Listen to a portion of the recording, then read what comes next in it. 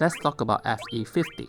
Here I switched to 3 character, that's FE30, so you can see the HP damage bonus at the bottom is 27%. Now if I remove 2 of the character, the HP damage bonus is 9%. And if I use 3 character that does not have any force enhancement, then it's 0%. And finally, if I use 3 character that has FE50, then it's 45%. That refers to HP damage bonus retention.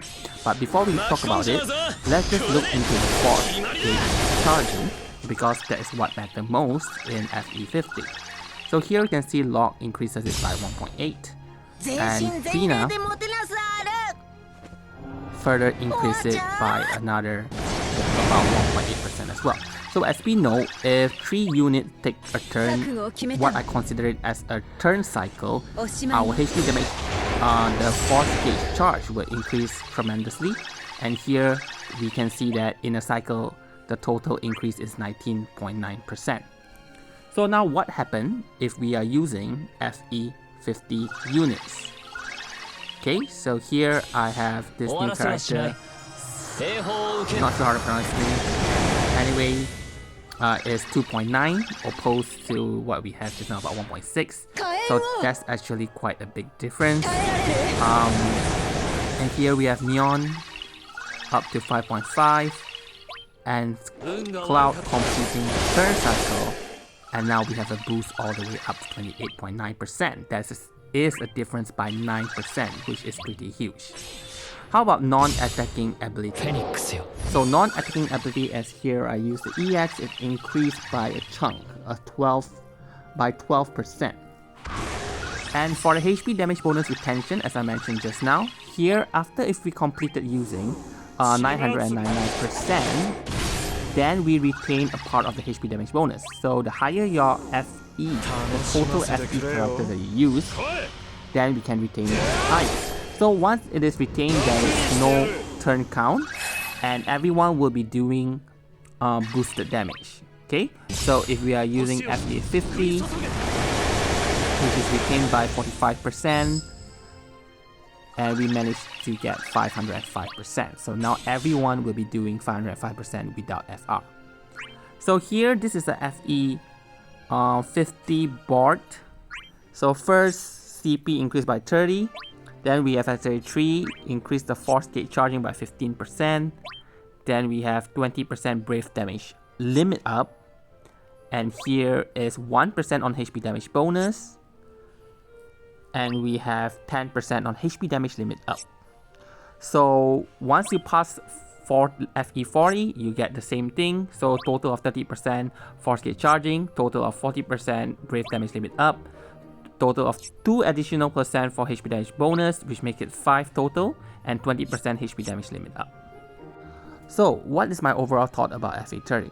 Well, previously, before Shinryu, before Force, we did not really use buff abilities, the non-attacking abilities, so they make that relevant by making it a fast charging or supercharging capable. And now with FE50, they return the benefit of using a turn hogger. Okay, so you can imagine that now if the fight is really long or it has some HP gates or something, your first focus, the first FR that you enter, your focus is to increase it to 999%. And once it drops all the way to 500% after the end of it and it retains it, then you can do whatever you want with your character. You won't feel as that bad, you know, like you are doing damage without any HP damage bonus. Now you get 500%. So everything becomes more relevant in a sense. And after that, when you reactivate or you recharge your gauge, then you can activate a second FR, which is now starting from 500%. You can easily get it up to 99%, and you can enter a BT phase, summon phase, echo spam, or whatever that you want. So overall, it does make the fight more consistent. You won't have the spike in high damage and then turns where you deal nothing at all, which a lot of people despise that kind of gameplay. So this really does fix a lot of things, and I do think that it makes the game a bit more fun. But what I do want is for the enemy to really gain higher HP. At the moment, I just did the Shinryu. Honestly, I do not have to use the HP damage bonus retain and everything, and the boss is already dead. So it's the same thing. I just have to activate FR, echoes, enter BT phase, and the boss is already dead. So I do wish that we somewhat get boss with higher HP. So it will make more sense using FR but not using my echoes, and then retain the HP damage bonus, then using turn hogger or any other attacks while charging up the gauge, and then re-enter another FR phase and entering BT. So whatever it is, I think it's a good direction that the developer made to this game. And regarding the resources, well, don't have to worry much about it. Technically, the from FE30 to FE50 is about 10,000 enhancement point. So yes, enhancement point is still a pain, but 10k is still manageable. Unless it is a new character, then I think you need a total of 38k, which is a really huge amount, and we get a new character every month. For the Force Stone, it's additional 4 stones, so that's actually quite a lot. But in my JP account, do note that it's a free-to-play account. I have a lot of Force Stone, so there's no problem for me to max out a character to FE50, so I just did that on 3 characters. And they say that they will increase the Force Stone given per event. So whatever it is, do not freak out. I think the resource wise, it is still manageable to get them to FE50, and it does really make the game better to play.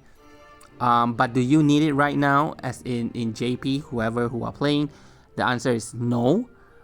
So you don't need to invest in it yet. So till you hit a new difficulty, or you felt that the content is now too hard, especially if they implement HP gates, where you might end up having to use several FR phase, then you can start considering to invest in it. But still, if you're using a full-fledged 3 FE30 team, you still retain up to over 300% of HP damage bonus, which is 3 times more damage than what you are dealing before. So that is still something very good, and yeah, so far so good.